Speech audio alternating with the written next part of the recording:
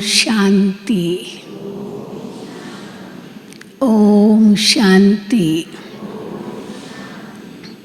सतगुरुवार की good morning. Shiv बाबा परम पिता है, परम शिक्षक है और परम सतगुरु है, और तीनों ही रूप में इस संगम युग पर हमें कितनी कमाई करा रहे हैं। यह ईश्वरीय पढ़ाई कमाई का साधन है। पढ़ाई माना कमाई,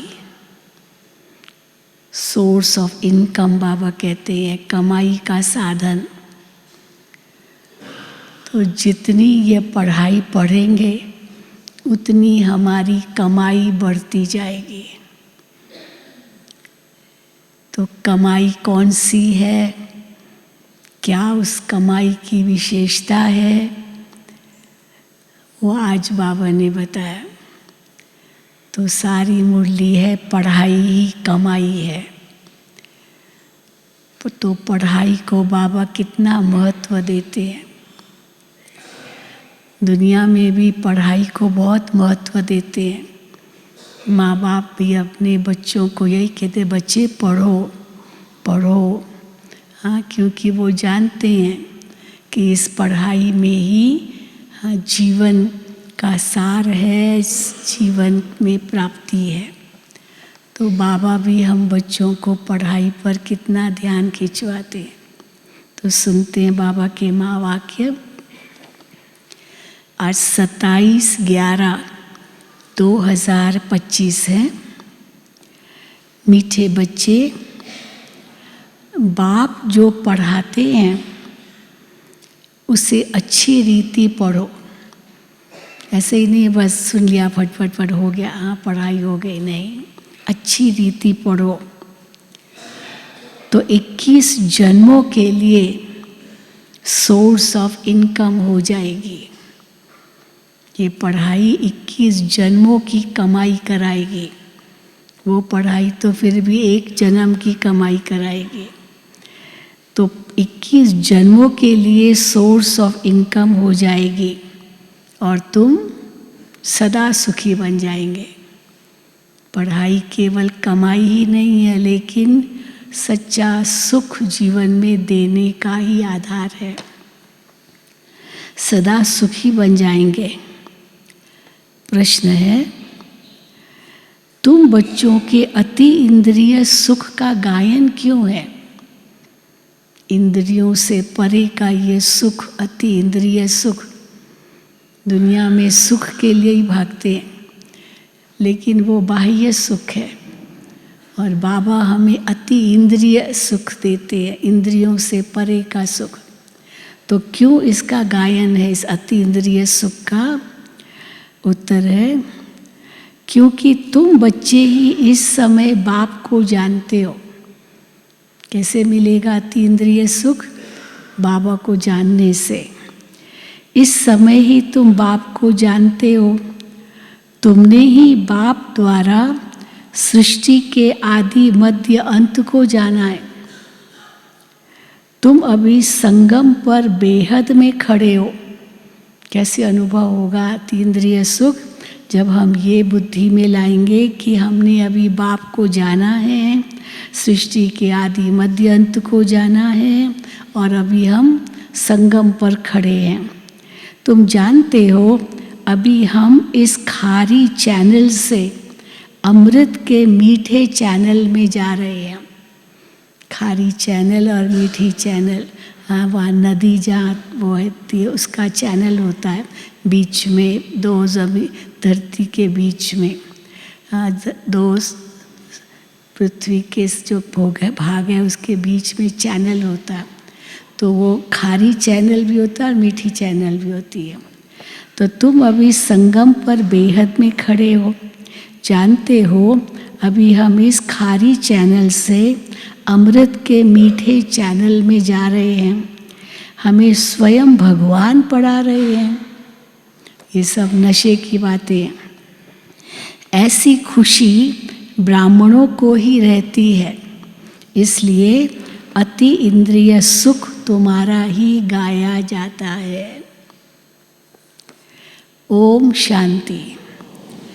रूहानी बेहद का बाप रूहानी बच्चों को समझा रहे हैं, यानी समझाना माना यानी अपनी मत दे रहे हैं, श्री मत दे रहे हैं, ये है समझा रहे हैं। ये तो ज़रूर समझते हो कि हम जीव आत्माएं हैं, परंतु केवल जीव आत्माएं की समझना ही मुश्किल सहज नहीं है, या वही नहीं है ज़रूरी, परंतु निश्चय तो अपने आप को आत्मा करना है ना, शरीर को तो भूलना है, इसलिए आत्मा निश्चय करना है। ये कोई हम नया स्कूल नहीं पढ़ते हैं, हम हर 5000 वर्ष के बाद पढ़ते आते हैं। बाबा पूछते हैं ना, आगे कभी पढ़ने आए हो, पहले भी कभी ये पढ़ाई पढ़ी है? तो सब कहते हैं हाँ बाबा, हम हर 5000 वर्ष बाद पुरुषोत्तम संगम युगे बाबा के पास आते हैं पढ़ने। ये तो याद होगा ना, कि ये भी भूल जाते हो। हर 5000 साल के बाद हम बाबा के पास पढ़ने आते हैं, ये याद रहता है ना, या भूल जाते हो? स्टूडेंट को स्कूल तो ज़रूर याद आएगा ना। एम ऑब्जेक्ट तो एक ही है, सब स्टूडेंट्स की एम ऑब्जेक्ट एक ही है। जो भी बच्चे बनते हैं, फिर 2 दिन का बच्चा हो या पुराना हो, परंतु एम ऑब्जेक्ट सबकी एक ही है, लक्ष्मी नारायण बनना है। हाँ, सबकी, चाहे 2 दिन का बच्चा हो चाहे बहुत पुराना बच्चा हो, एम ऑब्जेक्ट तो एक ही है। कोई को भी घाटा नहीं हो सकता है। ऐसे नहीं कहेंगे कि अभी तुम बाद में आए हो तो तुम नहीं बन सकते हो लक्ष्मी नारायण, बन सकते हो, भले लेट आए हो, किसी को भी घाटा नहीं है, लेकिन पुरुषार्थ पर मदार है। पढ़ाई में इनकम है, वो भी ग्रंथ वैद पढ़कर सुनाते हैं ना भक्ति मार्ग में, तो कमाई होती है, झट शरीर निर्वाह निकल आएगा।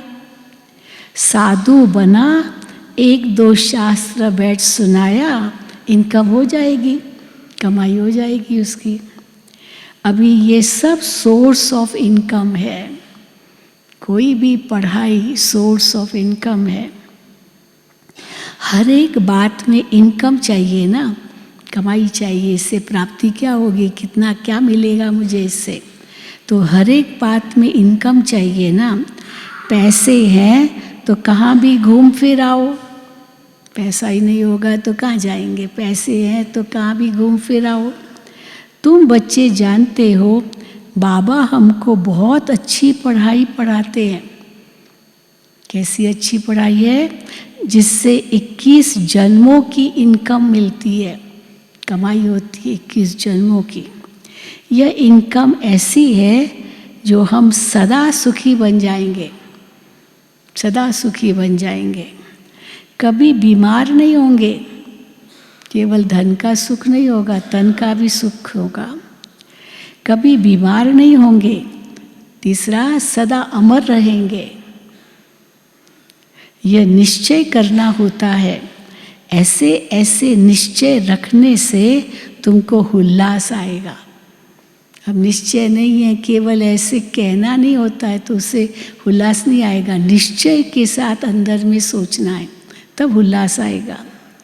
नहीं तो कोई न कोई बात में घुटका आता रहेगा। घुटका कैसे आएगा? संशय पैदा हो जाएगा, पता नहीं, बाबा कहते तो हैं, पता नहीं यहाँ होगा नहीं होगा, कर सकेंगे नहीं कर सकेंगे, तो घुटका आता रहेगा। तो अंदर में सिमरण करना चाहिए, हम बेहद के बाप से पढ़ रहे हैं। भगवानोवाच है, ये तो गीता है ना, भगवानोवाच है, ये कौन सुना रहा है? कोई देहधारी नहीं सुना रहा है, तो ये गीता है ना। गीता का भी युग आता है ना, जब भगवान स्वयं आकर सुनाते हैं, तो गीता का युग आता है ना। सिर्फ भूल गए हैं, ये संगम युग है जब कि भगवान आकर पढ़ाते हैं। यही गीता का युग है। बाबा कहते हैं ये बात भूल गए हैं। ये है 5वां युग। भगवान कलयुग में नहीं पढ़ाते, संगम पर पढ़ाते। तो ये 5वां युग है। ये संगम बहुत छोटा युग है, वास्तव में चौथाई भी नहीं कहेंगे। 1250 हर युग होता है, तो ये 100 साल तो माना 12.5 तो 12.5% ही है केवल ये संगम युग। तो वास्तव में चौथाई भी नहीं है, चौथाई भी नहीं है। परसेंटेज लगा सकते हैं, हाँ 12.5% है। सो भी आगे चल बाप बतलाते रहेंगे। कुछ तो बाप के बतलाने की भी तो नोंद है ना, और भी बाबा बतलाते रहेंगे। तो अभी तक नोंद है, बाबा और बतलाते रहेंगे, नोंद है ना। तुम सभी आत्माओं में पाठ की नोंद है जो रिपीट हो रही है। सारी नोंद जो पहले से ही है वही रिपीट हो रही है। तुम जो सीखते हो वो भी रेपिटिशन है, वो भी पुनरावृत्ति है। कोई नई बात नहीं सीख रही हो, पहले भी सीखी थी। ये पुनरावृत्ति है, रेपिटिशन है ना। रेपिटिशन के राज का तुम बच्चों को मालूम हुआ है। कदम कदम पर पाठ बदलता जाता है। एक सेकंड न मिले दूसरे से, जू मिसल टिक टिक चलती रहती है। एक सीन न मिले दूसरी सीन से, टिक टिक चलती रहती है। टिक हुई, सेकंड पास हुआ। अभी तुम बेहद में खड़े हो, दूसरा कोई भी मनुष्य मात्र बेहद में नहीं खड़ा है। बेहद में खड़े रहने का मतलब क्या है? हाँ, जैसे किसी देश में जाते हैं तो उस एक शहर में जाते हैं तो उस पूरे शहर को देखना होता है, तो क्या करते हैं, उसकी जो टॉप पॉइंट है ना पहाड़ के ऊपर, वहाँ खड़े होकर के पूरे देश को देख सकते हैं। तो जैसे बेहद में एक जगह खड़े होकर के सारे शहर को देख सकते हैं। तो बाबा कहते तुम बेहद में खड़े हो। बेहद में खड़े होना माना तीनों कालों को देख सकते हो, तीनों लोकों को देख सकते हो। इसको बाबा कहते हैं बेहद में खड़े हो। तो बाबा कहते हैं तुम बेहद में खड़े हो, अर्थात आदि मध्य अंत की नॉलेज तुम्हारे में है। कोई भी मनुष्य मात्र बेहद में नहीं खड़ा है। कोई को भी बेहद की अर्थात आदि मध्य अंत की नॉलेज नहीं है। इसलिए वो तो सब हद में ही खड़े होते हैं, इस जन्म का ही सोचते हैं, आगे का नहीं सोचते। अभी तुमको फ्यूचर का भी मालूम है, भविष्य में क्या होना है वो भी मालूम है। हम नई दुनिया में जा रहे हैं, ये है हमारा भविष्य। ये है संगम युग जिसको क्रॉस करना है। खारी चैनल है ना, ये है मीठे मीठे अमृत की चैनल। तो खारी चैनल पास करके हम मीठे चैनल में आए हैं। तो मीठे मीठे अमृत की चैनल वो है विष की चैनल। विकारों का की चैनल है तो विकार ही भरे हुए, ये है अमृत का चैनल। अभी तुम विष के सागर से क्षीर सागर में जाते हो, ये है बेहद की बात। ऐसे नहीं कि कोई सचमुच कोई जहर है और उससे हम हटकर दूध के सागर में जाते हैं, ये बेहद की बात है। दुनिया में इन बातों का कुछ भी पता नहीं है, नई बात है ना। ये भी तुम जानते हो कि भगवान किसको कहा जाता है और वो क्या पाठ बजाते हैं। केवल भगवान को जानना ही बड़ी बात नहीं है, वो क्या पाठ बजाते हैं वो भी जानते हो। टॉपिक में भी बताते हो। आओ तो परम पिता परमात्मा की बायोग्राफी तुमको समझाएं। तो बायोग्राफी में क्या आता है, वो क्या करते हैं, वो पाठ कौन सा बजाते, तो सब बायोग्राफी में आता है। यूँ तो बच्चे बाप की बायोग्राफी सुनाते हैं, कॉमन है। हाँ, लौकिक में भी बच्चे अपने पिता के बारे में बताते हैं ना, मेरा पिता क्या करता है आदि आदि, ये तो कॉमन बात है। पर ये तो फिर बापों का बाप है, उसकी तुम बायोग्राफी बताते हो। तुम्हारे में भी नंबरवार पुरुषार्थ अनुसार जानते हैं। अब तुमको यथार्थ रीति बाप का परिचय देना है। तुमको भी बाप नहीं दिया है अपना परिचय, हम कहाँ जानते थे बाप का परिचय। तुमको भी बाप ने दिया है, तब तो समझाते हो। और तो कोई बेहद के बाप को जान न सके। तुम भी संगम पर ही जानते हो, फिर सारा कल्प नहीं जानेंगे। तो संगम पर ही जानते हो बाप का परिचय। मनुष्य मात्र देवता हो व शूद्र हो, पुण्य आत्मा हो या पाप आत्मा हो, कोई भी बाप का परिचय नहीं जानते।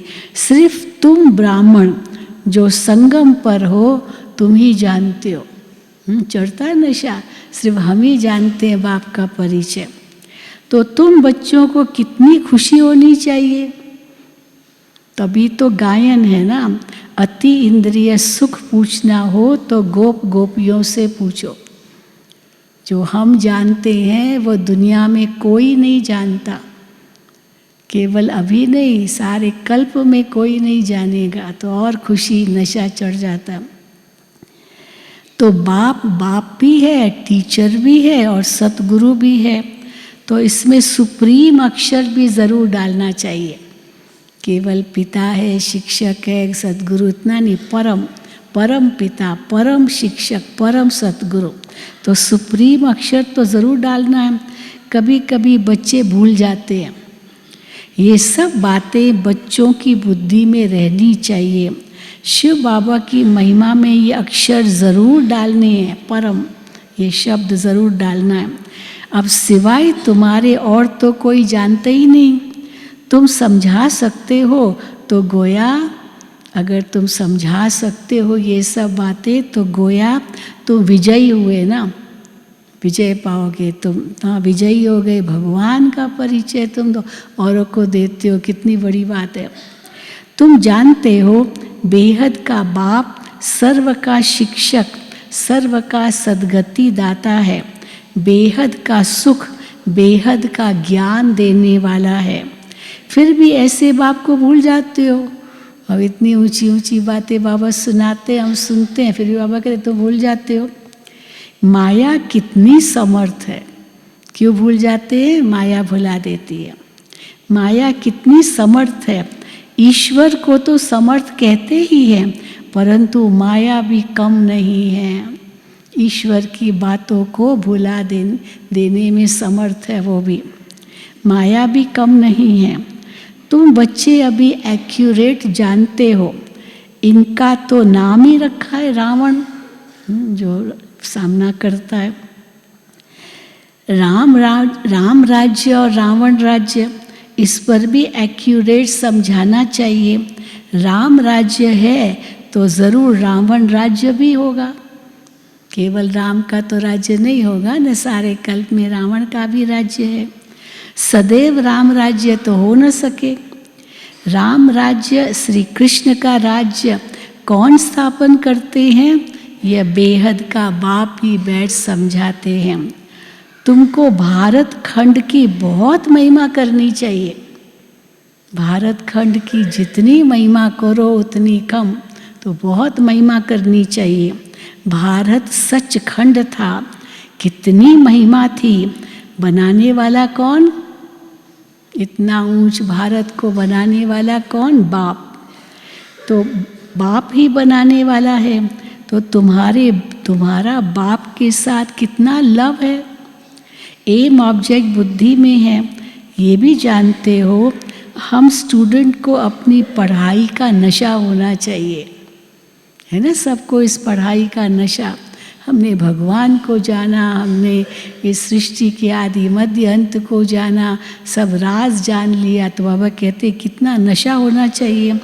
फिर कैरेक्टर का भी ख्याल होना चाहिए, खाली पढ़ाई नहीं, उसके साथ कैरेक्टर भी चाहिए, चरित्र भी चाहिए। विवेक कहता है जबकि गॉडली पढ़ाई है, तो कौन सा कैरेक्टर? बाबा कहते हैं जबकि गॉडली पढ़ाई है ये, तो उसमें एक दिन भी मिस नहीं करना चाहिए। ऐसी पढ़ाई को मिस किया तो मतलब कदर कम है ना, तभी तो मिस करते हैं। तो उसमें एक दिन भी मिस नहीं करना चाहिए। एक तो मिस नहीं करना चाहिए क्लास में आना। दूसरा, फिर विवेक कहता है जबकि ये गॉडली पढ़ाई है तो टीचर के आने के बाद लेट भी नहीं पहुंचना चाहिए। अभी और ये कैरेक्टर की निशानी है। आराम से आते हैं, मुरली शुरू हो गई, बाद में पीछे जा कर के बैठते हैं और पीटी और पढ़ाई अभी पूरी नहीं हो रही, मुरली पूरी नहीं हुई, चले जाते हैं। माना बाबा कहते हैं तो टीचर के आने बाद लेट भी नहीं पहुंचना चाहिए। टीचर के बाद आना, बाबा ने एक शब्द यूज़ किया, अगर टीचर के बाद आना ये भी इंसल्ट है। पढ़ाई की इंसल्ट है, टीचर की इंसल्ट है ना, तो ये भी एक इंसल्ट है। स्कूल में भी पिछाड़ी में आते हैं तो उनको टीचर बाहर में खड़ा कर देते हैं। स्कूलों में तो थोड़ी डिसिप्लिन होती है, तो बाहर में खड़ा कर देते हैं। बच्चे अपने बाबा अपने छोटेपन का मिसाल भी बताते हैं। अब बाबा को पता नहीं कौन सा बहुत स्ट्रिक्ट टीचर मिला होगा बचपन में, तो अपने छोटेपन का मिसाल बताते हैं। हमारा टीचर तो बहुत सख्त था, अंदर आने भी नहीं देता था। लेट आया तो क्लासरूम का दरवाज़ा बंद, बाहर खड़े रहो, अंदर आने भी नहीं देता था। यहाँ तो बहुत है जो देरी से आते हैं। सर्विस करने वाला सपूत बच्चा ज़रूर बाप को प्यारा लगता है ना। अभी तुम समझते हो आदि सनातन देवी देवता धर्म तो ये था ना, इनका धर्म कब स्थापन हुआ जरा भी किसकी बुद्धि में नहीं है। तुम्हारी बुद्धि से भी घड़ी घड़ी खिसक जाता है। तुम अभी देवी देवता बनने के लिए पुरुषार्थ कर रहे हो। कौन पढ़ा रहे हैं? बाबा बार बार याद दिलाता है, कौन पढ़ा रहे हैं? खुद परम पिता परमात्मा। तुम समझते हो हमारा ये ब्राह्मण कुल है, डिनाइस्टी नहीं होती है, यहाँ राजाई नहीं है हमारे ब्राह्मण कुल में। ये है सर्वोत्तम ब्राह्मण कुल।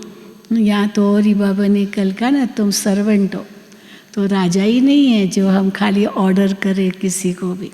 तो ये बाबा कहते हैं तुम सब सर्वेंट हो। ये है सर्वोत्तम ब्राह्मण कुल। बाप भी सर्वोत्तम है ना, ऊंच से ऊंच है, तो ज़रूर उनकी आमदनी भी बहुत ऊंच होगी। उनको ही श्री श्री कहते हैं, तुमको भी श्रेष्ठ बनाते हैं।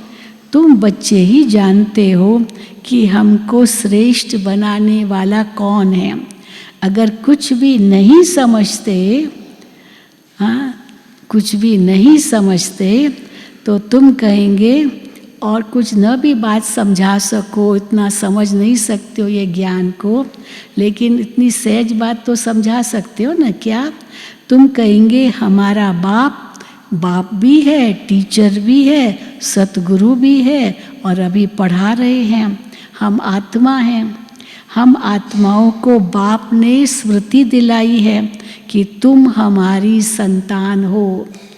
ये ब्रदरहुड है ना, वसुदेव कुटुंबकम है, ये ब्रदरहुड है, हम सब भाई भाई हैं। बाप को याद भी करते हैं, समझते हैं वो निराकारी बाप है, तो ज़रूर आत्मा को भी निराकारी कहेंगे। आत्मा ही एक शरीर छोड़ दूसरा लेती है। हाँ, आत्मा ही एक शरीर छोड़ दूसरा लेती है, फिर पाठ बजाती है। मनुष्य फिर आत्मा के बदले अपने को शरीर समझ लेते हैं। मैं आत्मा हूँ ये भूल जाते हैं। मैं कभी भूलता नहीं हूँ। अब ये शिव बाबा अपने लिए कहते हैं, मैं कभी नहीं भूलता हूँ कि मैं आत्मा हूँ और मैं परम आत्मा हूँ। ये तो बाबा कैसे भूल सकता। मैं कभी भूलता नहीं हूँ। तुम आत्माएं सभी हो सालिग्राम। मैं भी परम पिता माना परम आत्मा हूँ। उनके ऊपर कोई दूसरा नाम नहीं है। परम शब्द के ऊपर कोई शब्द नहीं है। सुप्रीम शब्द कह दिया, उसके ऊपर कोई शब्द नहीं है, उनके ऊपर कोई दूसरा नाम नहीं है। उस परम आत्मा का नाम है शिव। हो तुम भी ऐसी आत्मा, परंतु तुम सब शिव नहीं हो। हम भी आत्मा है, शिव बाबा भी आत्मा है, लेकिन वो आत्मा परम आत्मा है, इसलिए नाम शिव है। और हम आत्मा, हमारा नाम शिव नहीं है, हमारा नाम क्या है आत्मा का? शालिग्राम। परंतु सब शालिग्राम हो। शिव के मंदिर में जाते हो, वहाँ भी शालिग्राम बहुत रखते हैं। शिव के मंदिर में शालिग्राम भी बहुत रखते हैं। शिव की पूजा करते हैं तो शालिग्राम की भी साथ में करते हैं ना। वो भी शिवलिंग की तरह ही होता है, लेकिन थोड़ा छोटा आकार का दिखाते हैं, पर वो शालिग्राम है, वो आत्माओं की निशानी है। शिव की पूजा करते हैं तो शालिग्राम की भी साथ में करते हैं ना। तुम बाबा, तो तब बाबा ने समझाया था कि तुम्हारी आत्मा और शरीर दोनों की पूजा होती है। बाबा बच्चों को अपने से भी आगे रखते हैं। मेरी तो एक ही रूप में पूजा होती है, तुम्हारी तो दो रूप में पूजा होती है, निराकार की भी और साकार की भी। शिव की पूजा करते हैं तो शालिग्राम की भी साथ में करते हैं ना। तब बाबा ने समझाया था कि तुम्हारी आत्मा और शरीर दोनों की पूजा होती है, हमारी तो सिर्फ आत्मा की होती है। शिव बाबा को अपना शरीर नहीं है तो उनके कोई शरीर की पूजा नहीं है। तो अपना शरीर नहीं है तो फिर शंकर को दिखा दिया, फिर उसकी पूजा करते हैं ना। देखो बाबा कहते मेरा तो कोई शरीर है ही नहीं, हमारी तो सिर्फ आत्मा की ही होती है, शरीर है नहीं। तुम कितना ऊंच बनते हो, बाबा को तो खुशी होती है ना। बाप गरीब होता है, लौकिक में बाप गरीब होता है, बच्चे पढ़कर कितना चढ़ जाते हैं, क्या से क्या बन जाते हैं, होता है ना। हाँ, पिता केवल एक प्यून होगा बस, परंतु बेटा IAS हो जाता है, वो कितना बड़ा ऑफिसर बन जाता है। तो बच्चे पढ़कर जितना चढ़ जाते हैं, क्या से क्या बन जाते हैं। बाप भी जानते हैं तुम कितने ऊंचे थे, अब कितने ऑर्फन बन गए हो, बाप को ही नहीं जानते। बाप अभी तुम बाप के बने हो तो सारे विश्व के मालिक बन जाते हो। तो बाप कहते हैं मुझे कहते ही हो हेवनली गॉड फादर। ये भी तुम जानते हो कि अभी स्वर्ग की स्थापना हो रही है, वहाँ क्या क्या होगा ये भी सिवाय तुम्हारे और कोई की बुद्धि में नहीं है। बाबा रोज सुनाते भी रहते क्या क्या होगा स्वर्ग में, ये तुम्हारे सिवा और कोई जानते भी नहीं स्वर्ग में क्या क्या होगा। तुम्हारी बुद्धि में है कि हम विश्व के मालिक थे, अब बन रहे हैं। प्रजा भी तो ऐसे कहेगी ना, हम मालिक हैं। ये बातें तुम बच्चों की ही बुद्धि में है, तो खुशी रहनी चाहिए ना। इस पढ़ाई में कितनी कमाई है, कितनी प्राप्ति है, तो पढ़ाई को थोड़ी भूलना चाहिए, तो खुशी रहनी चाहिए ना। ये बातें सुनकर फिर दूसरों को भी सुनानी है, इसीलिए सेंटर व म्यूज़ियम खोलते रहते हैं। सेंटर म्यूज़ियम खोलते, अभी तो रिट्रीट सेंटर खोल रहे हैं, सेंटर म्यूज़ियम भी छोटी चीज़ हो गई, इसलिए सेंटर व म्यूज़ियम खोलते रहते हैं। जो कल्प पहले हुआ था वही होता है, वही होता रहेगा, कोई नई बात नहीं है। कल्प पहले भी ये सब ऐसे ही हुआ था, होता रहेगा। म्यूज़ियम सेंटर्स आदि के लिए तुमको बहुत ऑफ़र करेंगे, फिर बहुत निकल पड़ेंगे, सबकी हड्डियाँ नरम होती जाएगी।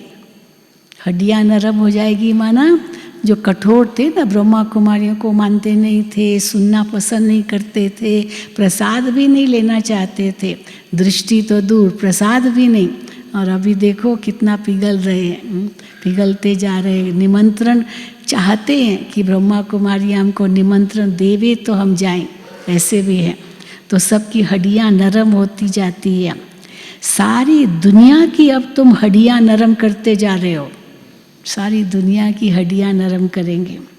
तुम्हारे योग में ताकत कितनी ज़बरदस्त है, कितनी ताकत है जो सबकी हड्डियां नरम कर देते हो। बाप कहते हैं तुम्हारे में ताकत बहुत है। अब और किस बात और ताकत है कैसे पता चलता है? भोजन भी तुम योग में रहकर बनाओ फिर खिलाओ तो बुद्धि इस तरफ खींचेगी, बुद्धि इस तरफ खींचेगी। उनको भोजन खिलाओ, बड़ा दिल रखना होता है। सचमुच हमने देखा जो टीचर सेंटरों पर बड़ा दिल रख करके भाई बहनों को खिलाती है पिलाती है, वो सेंटर भरपूर होते हैं। और जो कंजूसी करती है इतना ना थोड़ा थोड़ा, तो वो सेंटर भी ऐसे ही होते। तो देखो बाबा कहते हैं, बाप कहते हैं भोजन तुम योग में रहकर बनाओ खिलाओ तो बुद्धि इस तरफ खींचेगी। हमारी बड़ी दादी जी इसमें बहुत कहती थी, मुझे याद है दादी जी कहती थी बजट बनाओ, मकान खर्च कितना होना है, ये खर्च कितना, ये खर्च होना, उसमें जितनी कटौती कर सको करो, इकोनॉमी करो, पर भोजन में नहीं, भोजन में कटौती नहीं करनी है क्योंकि उसी से बरकत होती है। तो इसलिए और बातों में भले कटौती करो। तो दादी जी इस पर बहुत ध्यान खिंचवाती थी। तो बाबा कहते हैं भोजन तुम योग में रहकर बनाओ खिलाओ तो बुद्धि इस तरफ खींचेगी।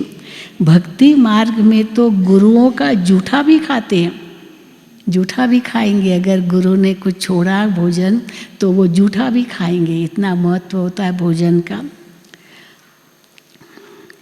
तुम बच्चे समझते हो भक्ति मार्ग का विस्तार तो बहुत है, उनका वर्णन नहीं कर सकते हैं, कितना विस्तार है।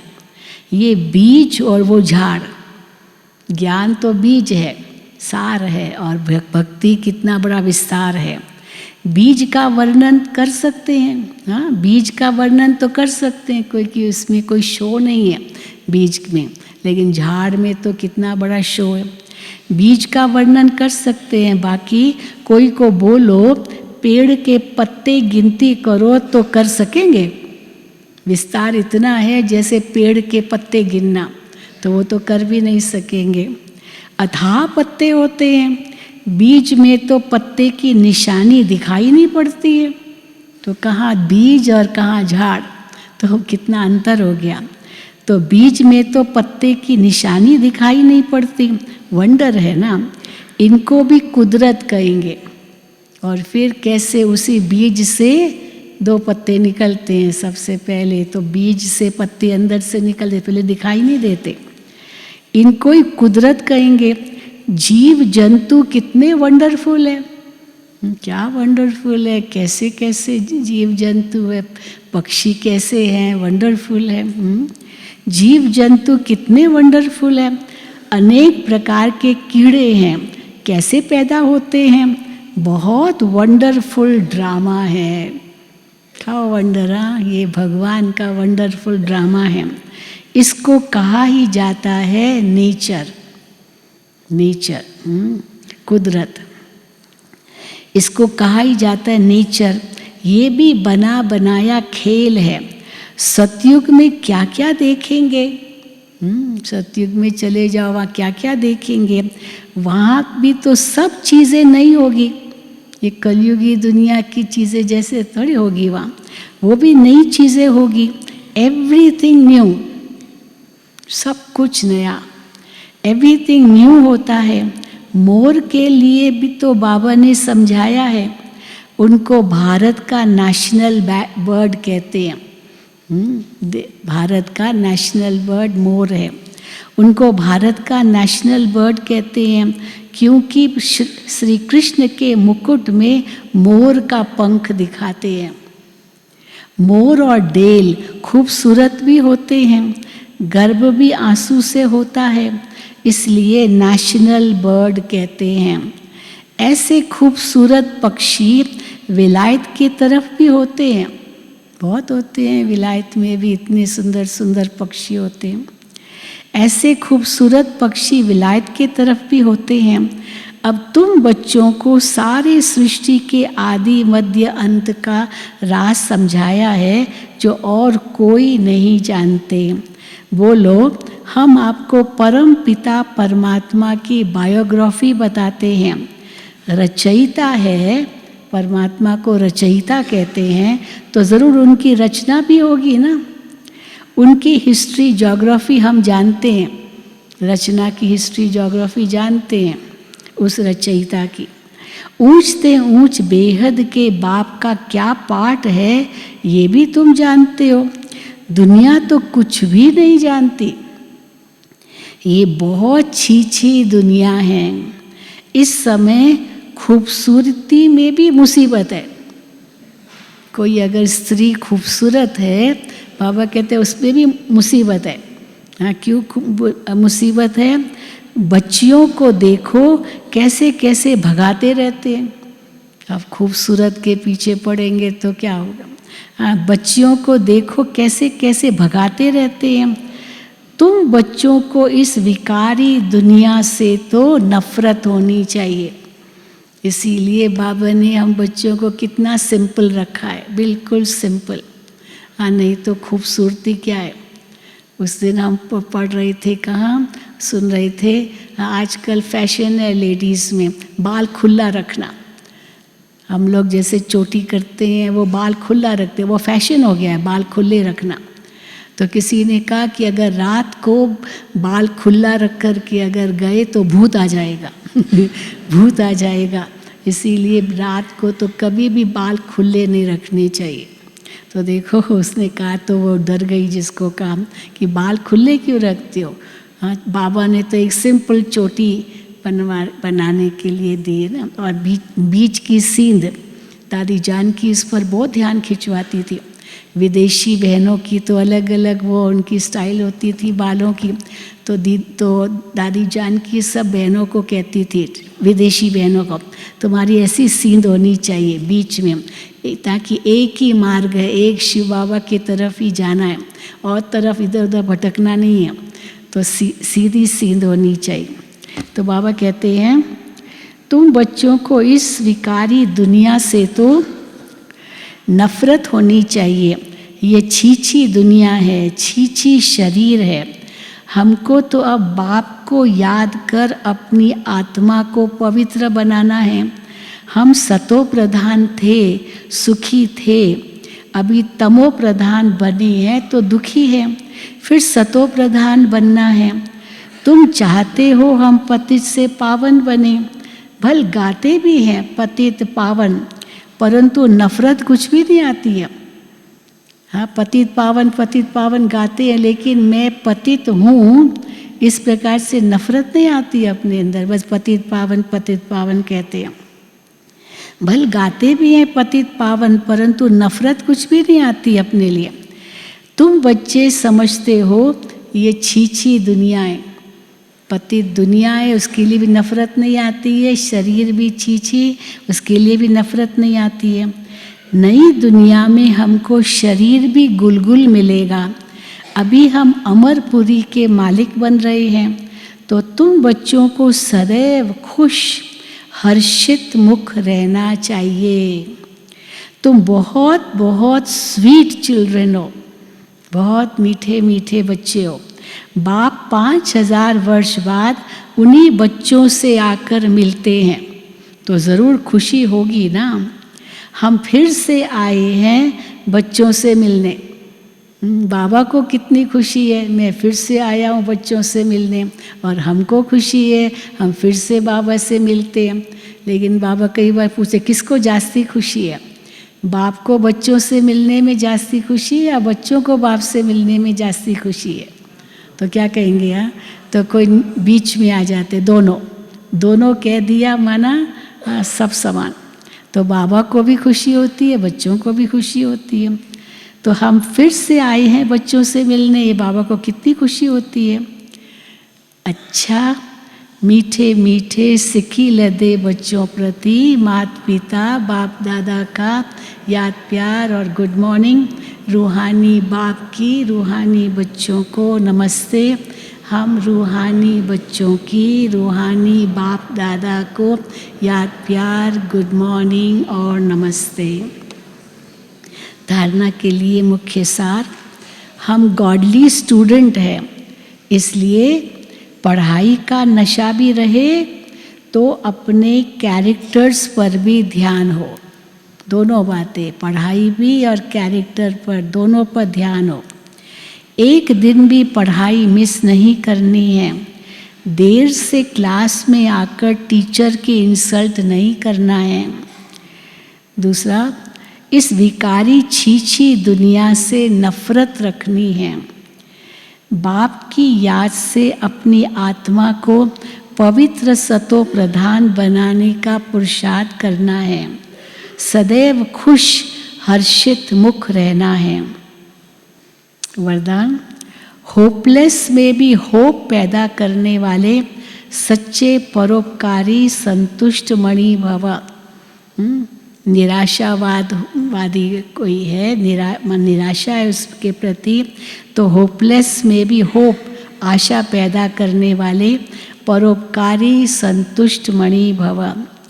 त्रिकालदर्शी बन हर आत्मा की कमजोरी को परखते हुए उनकी कमजोरी को स्वयं में धारण करने या वर्णन करने के बजाय कमजोरी रूपी कांटे को कल्याणकारी स्वरूप से समाप्त कर देना, कांटे को फूल बना देना, स्वयं भी संतुष्ट मणि के समान संतुष्ट रहना और सर्व को संतुष्ट करना, जिसके प्रति सब निराशा दिखाए, ऐसे व्यक्ति व ऐसी स्थिति में सदा के लिए आशा के दीपक जगाना, अर्थात दिल शिकस्त को शक्तिवान बना देना, ऐसा श्रेष्ठ कर्तव्य चलता रहे तो परोपकारी संतुष्ट मणि का वरदान प्राप्त हो जाएगा। होपलेस केस में भी होप पैदा करना। स्लोगन, परीक्षा के समय प्रतिज्ञा याद आए तब प्रत्यक्षता होगी। परीक्षा के समय प्रतिज्ञा याद आए, विचलित नहीं होना है परीक्षा में। प्रतिज्ञा याद आए तब प्रत्यक्षता होगी। अव्यक्त इशारे, अशरीरी व विदेही स्थिति का अभ्यास बढ़ाओ के अंतर्गत सारे दिन में बीच बीच में 1 सेकंड भी मिले, अब ये अभ्यास करना है, सारे दिन में बीच बीच में 1 सेकंड भी मिले तो बार बार ये विदेही बनने का अभ्यास करते रहो। देह में आना, देह से न्यारे होना, फिर देह में आना, कर्म करना, फिर देह से न्यारा होना, इसको विदेही अवस्था बाबा कहते हैं। यह विदेही बनने का अभ्यास करते रहो। 2-4 सेकंड भी निकालो, इससे बहुत मदद मिलेगी। नहीं तो सारा दिन बुद्धि चलती रहती है, तो विदेही बनने में टाइम लग जाता है। और अभ्यास होगा तो जब चाहे उसी समय विदेही हो जाएंगे। क्योंकि अंत में ये क्यों ज़रूरी है विदेही होना? क्योंकि अंत में सब अचानक होना है। अंत में सब अचानक होना है, तो अचानक के पेपर में ये विदेहीपन का अभ्यास बहुत आवश्यक है।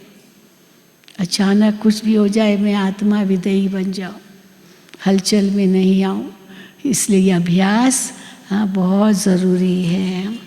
अच्छा, ओम शांति, ओम शांति।